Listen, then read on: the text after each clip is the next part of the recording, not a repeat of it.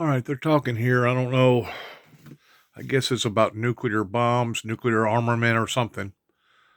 That's one of Russia's high tech devices towards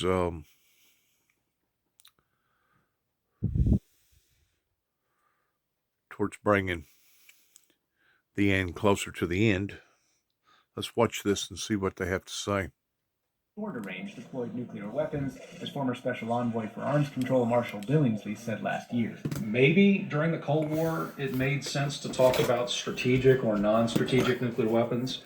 I would say that is not what we feel anymore. We view every nuclear warhead as having strategic implications. The Trump team also tried to get Russia to cap the number of all nuclear warheads, short and long range, including those in storage, something Russia has never agreed to. And it sought to include China, as former Assistant Secretary of State Chris Ford told me last year. We think it's essential that China live up to its obligation to pursue negotiations in good faith towards avoiding nuclear arms race. Today, Ford told me the Biden administration should have demanded a shorter extension. I just think this is insanity. To have these type of bombs that if there was ever an accident that could disguise itself towards it being something intentional, God only knows what the repercussions could be. This goes beyond insanity. it's a bit of a squandered. I mean, we look at weaponry towards guns and assault guns like AK-47s or ARs. We look at them towards them being a problem over here in America, in which they are. There's no denial about people that's got that type of army artillery that, as far as I'm concerned, don't need to have that type of army artillery. But that's an argument that has yet to be won over on one side or the other. But to have these nuclear bombs that if there was an accident and somebody did accidentally throw one at another country, how are they going to dismiss that it wasn't intentional, that it was in fact an accident? That in and of itself could start a nuclear holocaust. I mean, whenever we have all the complications that we have today with the computers towards people hacking, towards people spying, towards people stealing information from other people, whenever we have all this stuff going on in our cyber connections pertaining to our satellites and our little gizmos and gadgets, if we can't modify all of that to think that we've got bombs that would probably destroy the face of the earth 500 times over, every living creature on the planet would cease to exist. And you're telling me that this is not crazy? This is not insanity? This is insanity. This is pure, mere insanity.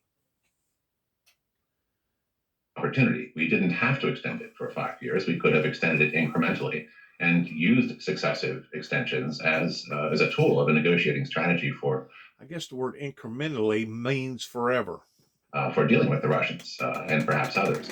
Ford also says Biden's campaign promise to extend New START undercut Trump negotiators with the Russians.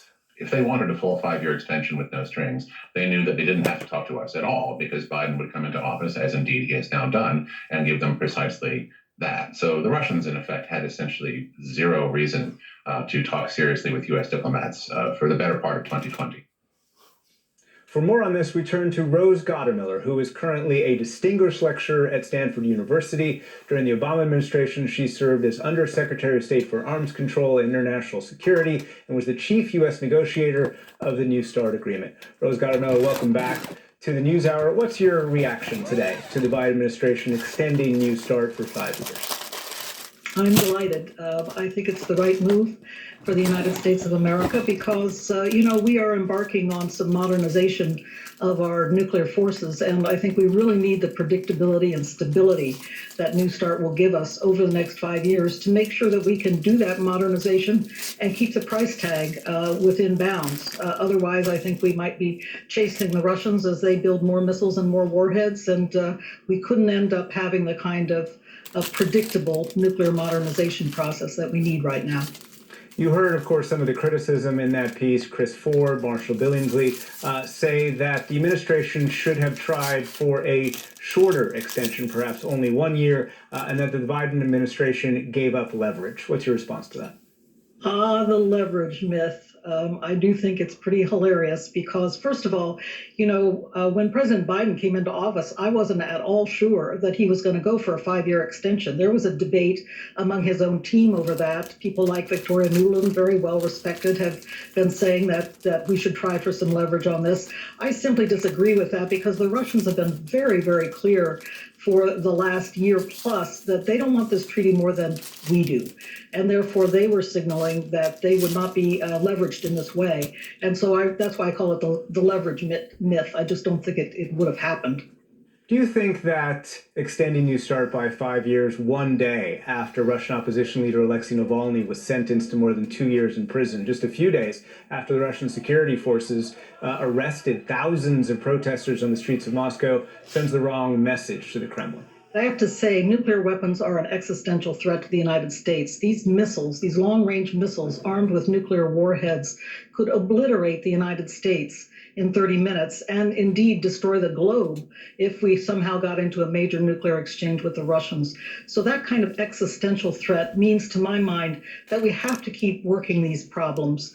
We have to keep working them despite the fact we have severe disagreements with the Russians in many, many areas. And that, in fact, was a clear message from the administration, from President Biden today and Secretary of State Blinken, saying that we have to be clear-eyed about the challenges from Russia and really press them on those issues that are so difficult, so problematic. Their cyber attacks, the Alexei Navalny case, so many other things that are troubling about what Russia is up to today. We saw in the story some members of the Trump administration negotiating team. Do you think the Trump administration did well to overcome some of Russia's long-term demands to get to the point where New START could be extended today by the Biden administration? Frankly, I give the Trump administration credit for a couple of things. One thing is that they established the principle that we should directly limit warheads, and I think that's a good thing in that freeze that they proposed on all nuclear warheads. So that was a good principle to establish, and I know that President Biden intends to carry it forward because he said in his announcement today that he plans to be working next on a treaty to limit all nuclear weapons. So I think that is a really good step. The other thing, though, and here I think it's important to say that China should be at the table as well. And here, too, President Biden today said that, yes, indeed, China should be part of the next phase of discussions, and I welcome that news very much also. I want to weigh in on what she's talking about right here. To stretch it on out a little bit further pertaining to Iran.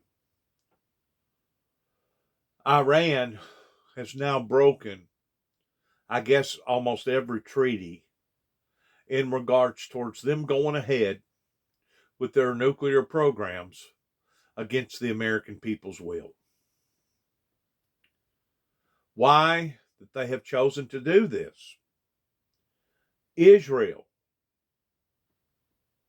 where the Holy Land is, believes that if they ever gain access to an actual nuclear bomb, that they could use it for leverage tactics in making Israel do whatever Iran wanted them to do.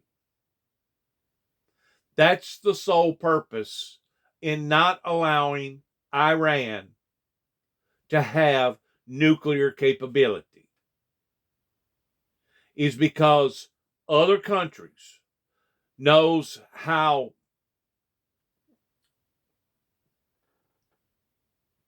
hazy-eyed I'm going to use the word hazy-eyed because she used the word clear-eyed. Hazy-eyed that those people over there are in their ideology, in their extreme radicalness. And who's to say that the president over in Israel, Jerusalem, isn't right? I mean, I don't know. But the fact of the matter is, whenever you put this type of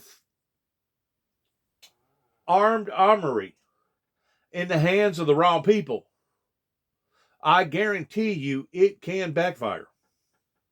And we're just not talking about a gun going off. Just like this woman just got through saying that they could annihilate America in 30 minutes. In 30 minutes, we would cease to exist as a nation. How do you propose tackling China? Beijing has said that its number of nuclear weapons, believed to be in the hundreds, would have to be somehow matched by the U.S. and Russia, which have well over 1,000, before Beijing would be willing to even arms control negotiations. How can that challenge be tackled, do you think?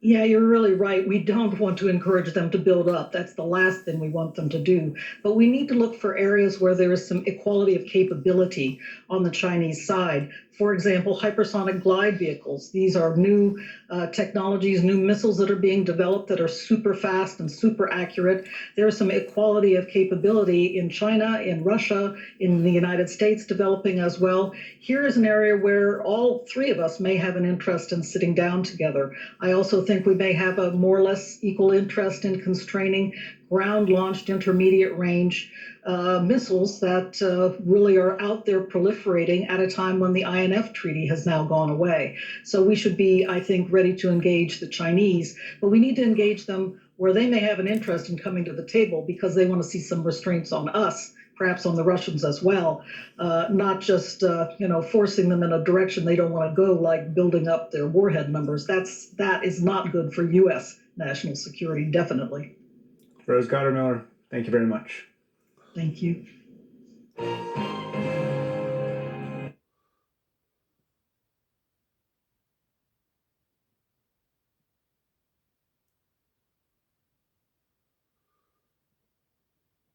The U.S. could spend at least $1.6 trillion on nuclear weapons,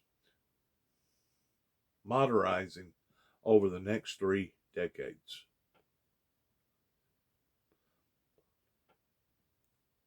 Modernization.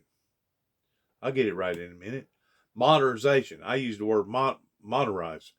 Modernization. In other words, updating old equipment, updating computers, updating this and updating that, and making sure that we got all the T's crossed and the I's dotted. 1.6 trillion on nuclear weapons alone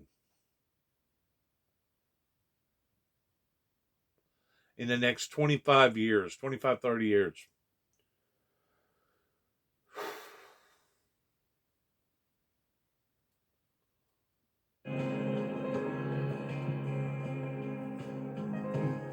So sad.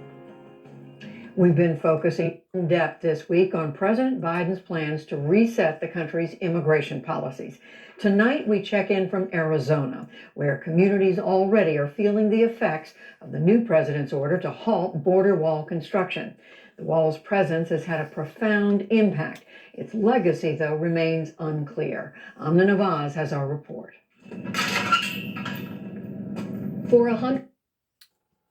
Whenever you have a country that is steadily giving out contradicting images, contradicting orders, contradicting actions. While one administration says build it, another administration says halt it. You're basically putting out images to the rest of the world that we as a stable society over here are no longer stable. Because whenever it's so obvious that I personally thought that the wall was a good thing, because you could now channel where the heavy population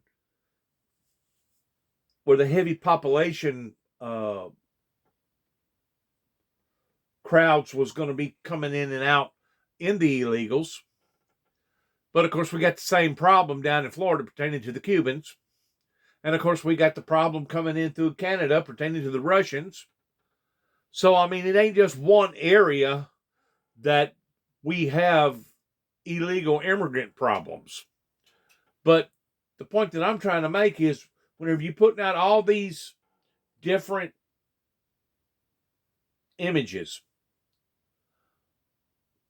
that one day we are and one day we ain't. One day we're turning to the right, next day we turn into the left. One day we're going up, next day we're going down. What do you think that promotes in the eyes of our allies as well as to our future allies as well as to our enemies? 125 years, John Ladd's family has raised cattle in this corner of Arizona. 10 miles of his ranch run along the U.S.-Mexico border. For years, Ladd says, his work was made harder by the steady stream of migrants and smugglers he says regularly crossed here. They just cut all my fences, they cut my water lines, they chase cattle around. So there's an economic impact right there. I spend about 50% of my time checking fences and water lines.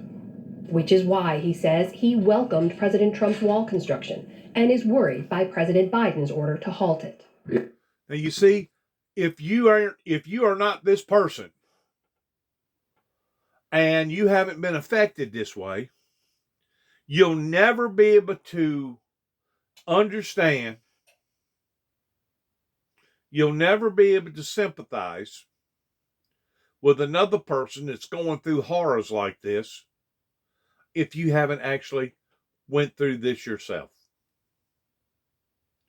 Or a drug-induced child that has messed their brain up because they've taken too many drugs and now they'll never be normal again. Or, even worse than that, somebody takes a handful of drugs and now they've OD'd. That was one of the things that I was going to put out to the general public because it's an area that actually has been overlooked pertaining to narcotics, opioids, that since the pandemic, we have taken the spotlight off. And if the truth be known, it's probably gotten worse. I don't know what the statistics say. I believe the statistics are backing this, that the opioid problem pertaining to suicides and overdoses has gotten worse in 2020 during the pandemic than it was in 2019. 2019, I think they estimated over 200,000 people that overdosed off of opioids. Where's a lot of these opioids coming from? Coming from over that border. So it's affecting our lives. In addition to illegal people that do not want to come over here legitimately and take away jobs towards working or being willing to work for half again the price of what our fair labor workers should be getting paid. The thing about most of these people that come over here, in which I realize that their countries has failed them. Don't get me wrong. I truly sympathize with the reason why that they're coming over here. They're coming over here because their economy has totally failed. You got drug inducement people over in Honduras. There'd be no way that I'd want to raise a family in Honduras or anywhere in Mexico pertaining to having daughters and etc. There's no way. So I understand why they're coming over here. And I don't have a problem with them coming over here as long as they want to come over here legally and as long as they want to come over here legitimately. But it's the illegals that's coming over here that's putting that much more of a strain on our economy and putting that much more of a strain on people like you just got through watching in regards to this rancher here that now spends 50% of his time, or used to, before the wall got put up, checking fences and making sure that his water was all taken care of pertaining to his cattle. I'm just assuming that he's a cattleman, he's a rancherman. Why are we promoting so many different images? We have an image of one administration that says build it, and another administration that says halt it. Why so many different images? How come people can't get together in making a rational decision that this is what we're going to do, even though it's not what we really want to do, but this is what we're going to do for the benefit of we the people? How come America is so scatterbrained, being squirrely, jumping from one limb to another? It's got to be the influences of the dark forces that is causing the instability of the uncertainties that's happening here in the USA. He welcomed President Trump's wall construction and is worried by President Biden's order to halt it. If Biden carries through with what he's proposing, law enforcement is going to be under the gun. Border Patrol is already outmanned. It's going to be a real serious security issue. Looming, gleaming, and incomplete, former President Trump's so-called new border wall extends 450 miles, including this stretch of the Arizona desert, which advocates say has destroyed habitat for endangered species and divided cross-border families and communities. Much of it upgraded existing wall with these. The family part, I sympathize towards ripping children away from their parents. I don't go along with that. I think it's wrong. But at the same time, you must realize that these people that was chancing it, they knowed the consequences in making this journey coming over here to America, especially if they was willing to come over here to America the wrong way, in an illegal way. Do I have a great deal of sympathy for the children? Absolutely. It's horrifying for children to be ripped away from their parents. But at the same time, you got to look at the parents' fault, not the children's fault. The reason why that they endured, well, actually, you got to go to their government. It's their government's fault that has failed the people. But it's the parents' fault that wanted to make the journey towards possibly jeopardizing everything in exchange. I mean, I realize they're going through horrible, horrible conditions. But these countries need to straighten their act out, regardless whether it's Mexico or Honduras. We're living right now on a wing and a prayer. And that's the reason why that it's so frightening whenever they put articles on TV like this pertaining to nuclear armament. It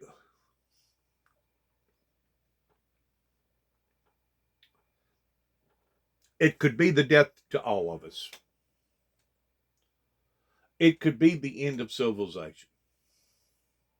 And this is one of the things that has concerned me going all the way back into the 80s.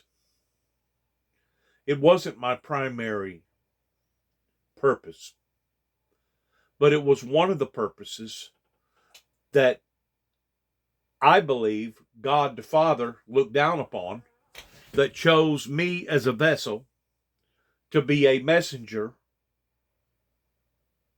or an instrument to be able to be used by God of telling people about the opening of the first seal.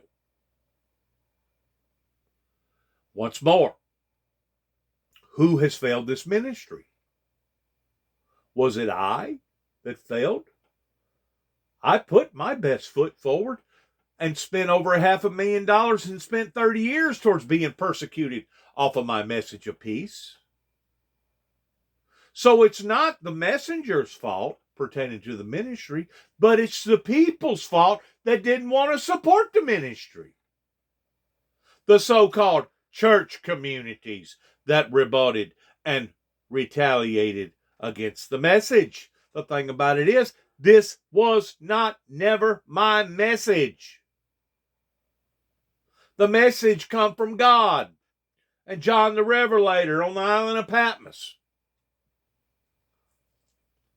I didn't engineer or write or publish the book of Revelations. None of the Bible did I have anything to do with as far as rewriting it.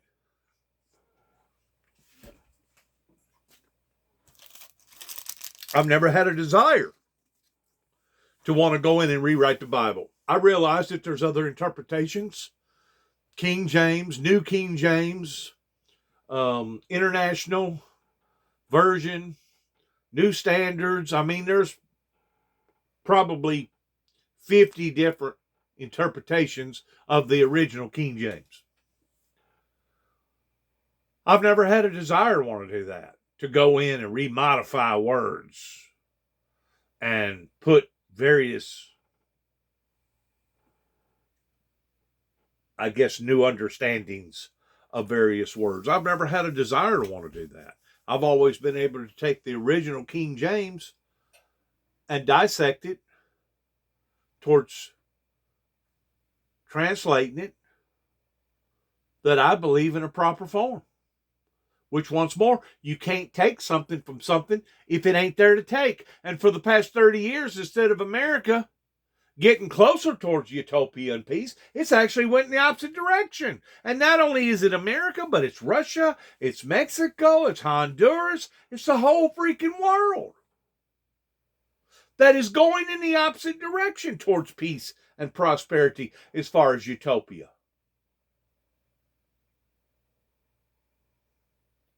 It's almost at the point that I've almost feel like throwing up my hands and quitting and giving up on hope for humanity. But I'm still hanging on by a thread. I'm still believing that eventually there will be a movement. There will be a group. It may take a nuclear holocaust before people start coming around and realizing that we have made great failures in the past 30 plus years. It may take something like that. I hope to God that it doesn't. I pray to God that it doesn't. But if it does, I don't want not one person to knock on my door to say it's my fault. Because it never was my fault. The fact of the matter is the church communities took me out to dry. That's right. They took the windmill ministries out to dry. They didn't want to support it then. Whenever I first started this in 1988, after 9 tapes reached the White House. And as far as I'm concerned, they don't want to support it today.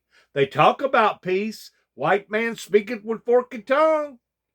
They talk about peace, but there's really no movement towards peace. You can look at New Zealand. New Zealand, whenever they had a bad murder over there, an event that was similar towards some of the events over here as far as a massacre. It didn't take them but about 30 days till they put the law down and they gave everybody an opportunity of turning in their assault weapons pertaining to AK-47s and ARs. And after that, they put stiff penalties that if you're ever found with one and you haven't been authorized to have one, even as a homeowner, you will go to jail and you will pay X amount of dollars for fines. They put their foot down to be able to maintain peace, to be able to maintain anything like that never happening again, pertaining to somebody grabbing up a gun and basically having a massacre in their country. We haven't never done that. We have never put our foot down pertaining to the gun issues. We have never put our foot down pertaining to the nuclear issues. White man speaketh with forked tongue. They talk about peace. But the robberies has gotten higher. The rapes has gotten higher. The overdoses has gotten higher. The jails has gotten fuller. The indebtedness has gotten higher. The crookedness goes on and on and on.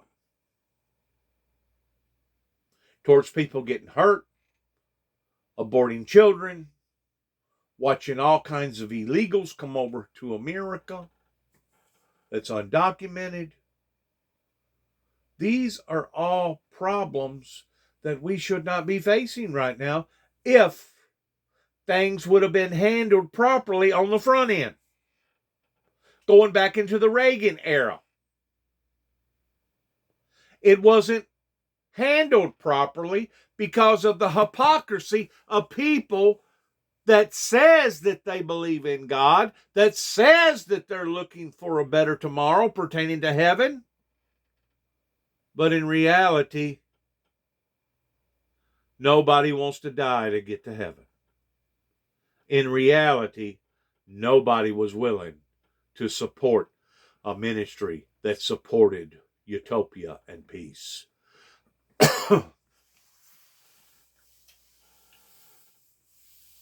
So their condemnation has now fallen upon to themselves pertaining to the Reagan administration, the Bush administration, and other administrations that has brought this type of anguish, infliction upon the we the people. So sad. So 30-foot barriers, totaling $11 billion, mostly paid for by tax dollars diverted from the Pentagon. But there's another area that Donald Trump lied in. Lied to the American people. Lied to his supporters and lied to his non-supporters. He said that Mexico was going to pay for the wall. As far as I know, Mexico ain't paid a dime on the wall. Who did they just got through saying was paying for all this? Back it up just a little bit. Tax dollars diverted from the Pentagon. At roughly $20 million a mile, some estimate it's the most expensive wall of its kind in the world. Let's go back. We want to catch this. Hope, right Much there. of it upgraded existing wall with these 30-foot barriers, totaling $11 billion, mostly paid for by tax dollars diverted from the Pentagon. Diverted from the Pentagon. First of all, that in and of itself is a big red flag. You're going to take away money that rightfully was to go to our military, but now it's going to this. Once more, I thought Mexico was going to pay for this. At roughly $20 million a mile. $20 million a mile. 20 mil. I can do a lot with $1 million. I can do a lot with $1 million. Even at today's expenses, I can still do a lot with $1 million. But to think that it's costing 20 of those bad boys just to go in 1 mile? Come on. Why are we using 19th century tactics for our 21st century problems? Why does this even have to be done? It's simple. It's because other governments is not taking care of their people. And because they're not taking care of their people, those people want to migrate out of those areas and they want to go where they feel like that their families has some sort of hope in succeeding. Some estimate it's the most expensive wall of its kind in the world. If the wall immediately stops, that will hurt us economically. For Donald Hewish, mayor of the border city of Douglas, Arizona, those construction contracts were a boon, especially after the pandemic shuttered cross-border commerce. We estimate between 60 and 70% of our sales tax revenue comes from the Mexican side. And so the restrictions that have been put in place we anticipated roughly probably 33% drop in our budget. That hasn't happened. And the reason it hasn't happened is the influx of what we call the wall people, the people that have been brought in from out of state to work on the wall. Hewish, a Republican, grew up here and has family on both sides of the border. He says fencing dating back to the early 2000s helped to cut down illegal traffic. It pushed that element outside of our community, which has in turn made our community much more safer in that aspect of it. And even with the new wall, it's pushed it even further away from our community, and we virtually see none of that activity happening here anymore. All right, I want to stop for a second. That wall that they're talking about is a wall. It's not a concrete wall, okay? It's a steel wall. Steel wall with barbed wire. Even with the best of the best technology pertaining to steel and possibly aluminum, I'm thinking that maybe some of those wires, maybe some of that stuff that's hanging off the wall may be aluminum. I don't know. But even at the best, that stuff eventually does rot. It does deteriorate. It does go bad. It rusts. And of course, if you don't maintain some sort of maintenance on it towards painting it from time to time, it will even rust more. But whenever it's out there in the elements like that, it's eventually going to go bad. In addition to now, you can get acetylene and oxygen tanks, miniature ones, that you could probably strap on your back and have a portable torch to where you could lead a group of people, even though you was leading them to the wall. And within a matter of probably 10 minutes, you could cut 5 or 6 of those hinges. I'm going to call them hinges or slats. You could cut 5 or 6 of those, and the next thing you know, open up an area, and God only knows how many people that you could get through there in a day. Probably 10,000 in a day. People would have to come through it one at a time. My proposal was to turn the river that separates the two countries, turn it into a massive watershed, kind of like the way that they've done the Tennessee River. That way, you could justify your money that you was spending, and eventually you would have a turnaround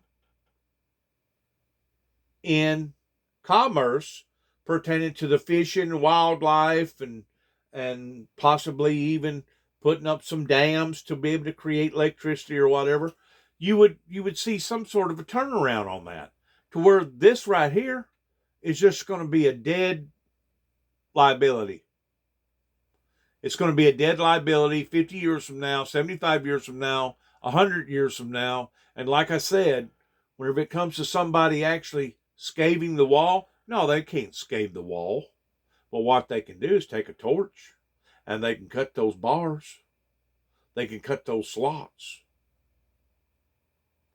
And the next thing you know, you got a big gaping hole, and you can bring all kinds of people in there.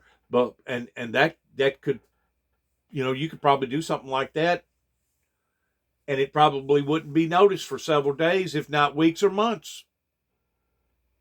depending upon the traffic.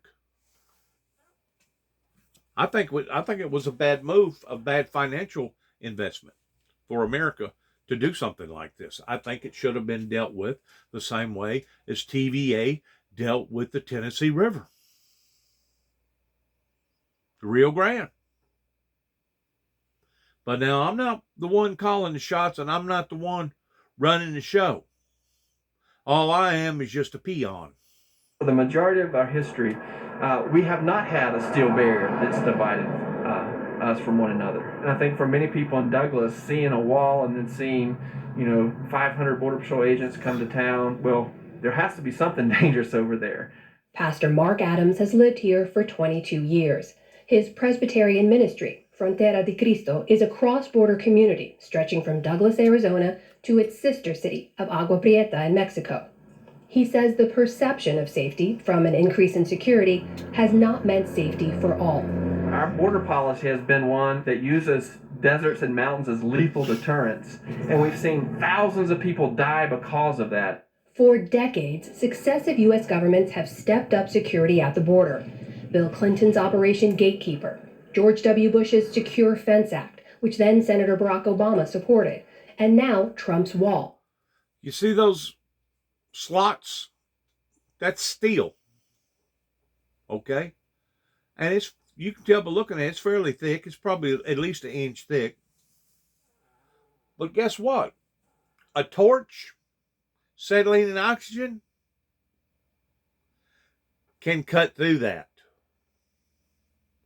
There's ways that you can get through that fence. A person could take explosions and plant them in the bottom part of that fence and cause the explosion to go off that could leave a gaping hole. How else could somebody get through that? A large piece of equipment, like a bulldozer, a backhoe, a ramming device could get through that. Something very heavy, very big. Which Biden plans to halt. There's no discussion that they're going to demolish the wall. Javier Osorio is a political scientist at the University of Arizona. He says there's little evidence the wall has stopped drugs or migrants from reaching the U.S. Walls have never worked since the Middle Ages, right? I mean, there are always ways to breach, to go around, to break the wall. So these physical barriers are actually not creating an important deterrence on migration patterns into the U.S. Why? Because there's always a supply and demand of these human crossings. Those crossings, Osorio says, continue. They've just been pushed into emptier, deadlier stretches, something Mayor Hewish has seen. Because the supply of people who want to be able to cross because of things that they're fleeing in their home countries or searching for better economic or safety conditions, because that supply hasn't changed, what you're really doing when you build a wall is pushing them further out into more dangerous positions and further endangering their lives and maybe even the lives of the people on the border who are trying to enforce it. Do you worry about that at all? I do, and you're absolutely correct. And that's why I'm saying that the immigration laws need to change somehow. They need to be better set up that we can handle those situations. You'll never be able to do it unless both sides of the fence agrees together that they need to work together towards doing this. Whenever you have an illegitimate government that has been running now Mexico for several centuries, in addition to South America, whenever you have groups of people that panhandle off of taking advantage of other people's desires and needs pertaining to getting them hooked on drugs and then keeping them hooked on drugs towards the cartels, the drug market, the gun market. This is the problem, the stagnated problem that you're going to continue to have again and again and again. Once more, Jesus said to clean the cup from the inside, and then the outside would take care of itself. This is a Band-Aid attempt. This is all this is. This is a kick in the can down the road. It's not really a real solution to the problem. This is a way to divert some of the people, but like they said, it's only endangering people's lives that much more. So you're not actually solving the problem. The problem comes from within. You got to change people's desire. Like Mexico said, give or take about 10 years ago. Because America was condemning them or judging them over the drug problem here in America. And Mexico come back and said, well, everything's based off the supply and demand. And if America didn't have such of an appetite for all the drugs, there probably wouldn't be such of a supply going across the border. Which does, in fact, make sense. Once more, you have to fix the problem from within. Just like Christ said to clean the cup from within. And then the outside would take care of itself. Nobody can understand that. You know, you're spending $20 million a mile for a piece of material that can either be run over, torn down, blowed up, or cut down. I said all along, the way to go was to build a dam. Several dams. If you're going to be at this kind of money, start pouring concrete. Start building lakes, reservoirs, widening the distance between Mexico and America. That would stop illegal immigrants from crossing. The only way that they could cross then would be by boat, and the only way that they could do it would be on the water, and we would have devices and equipment set up to where we could spot them as they're coming.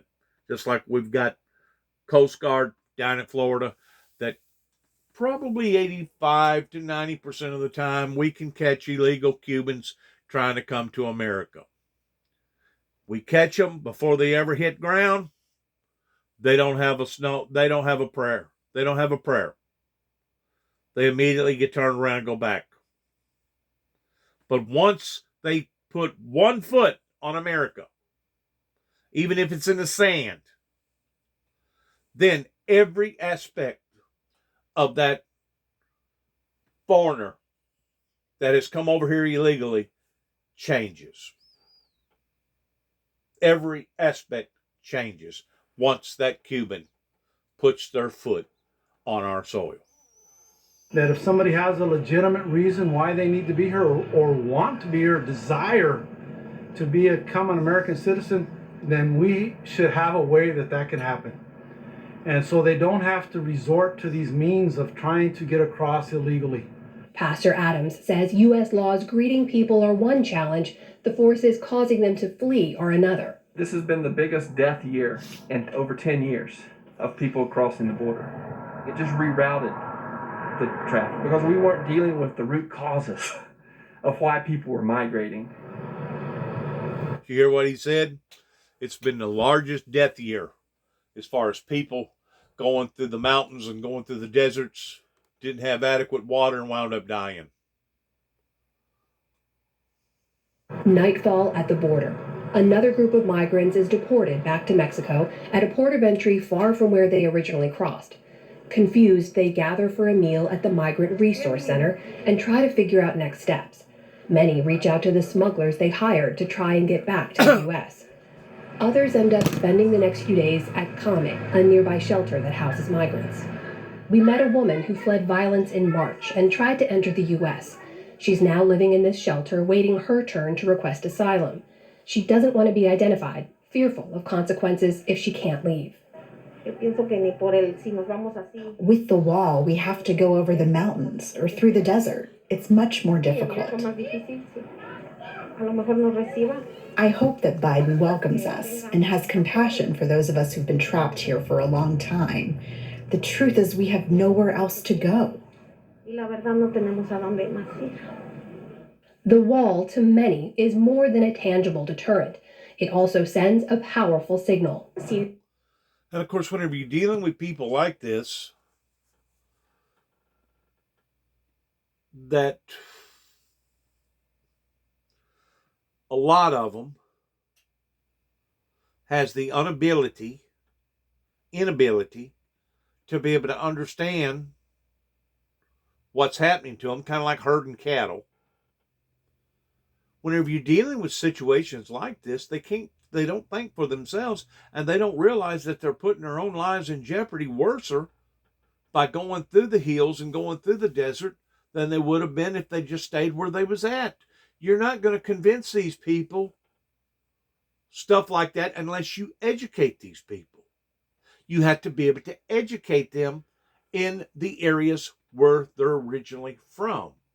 You have to deal with the governments that are illegitimately ruling their own people.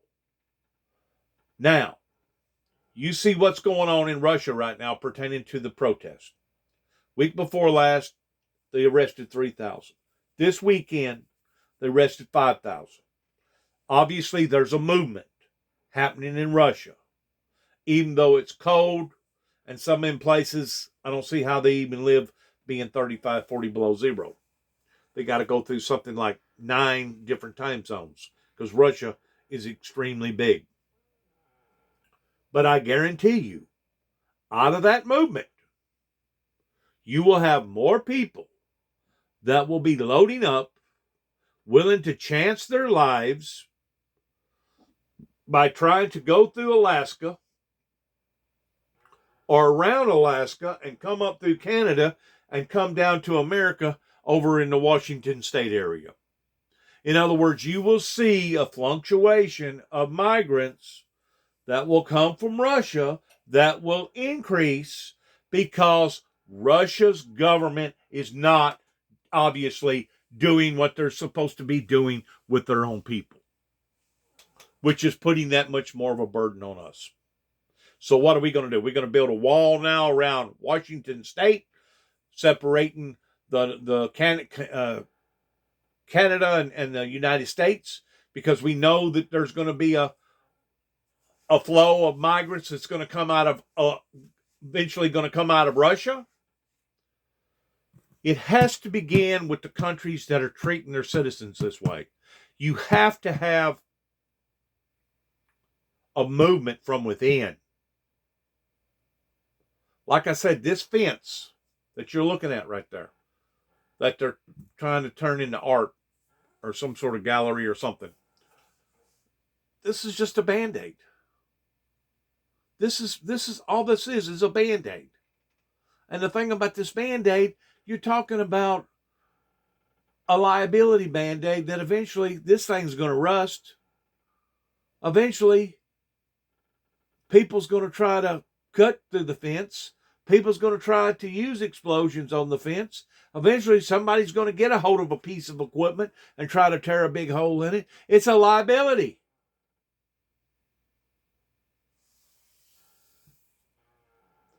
$20 million a mile. Put that in your head.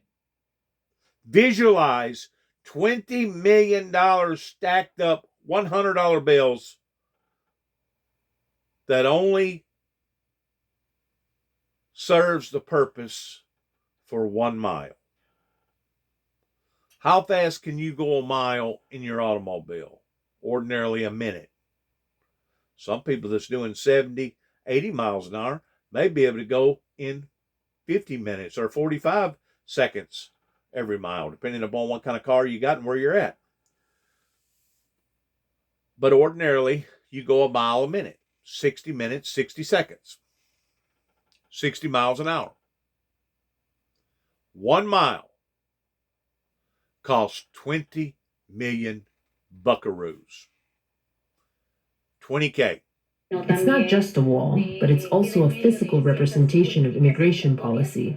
Perla de Angel is the outreach coordinator at CAME and a volunteer at the Migrant Resource Center.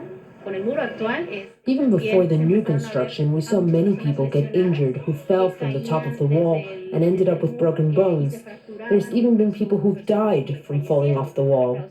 So it's obvious with an even bigger wall now that these accidents are going to increase.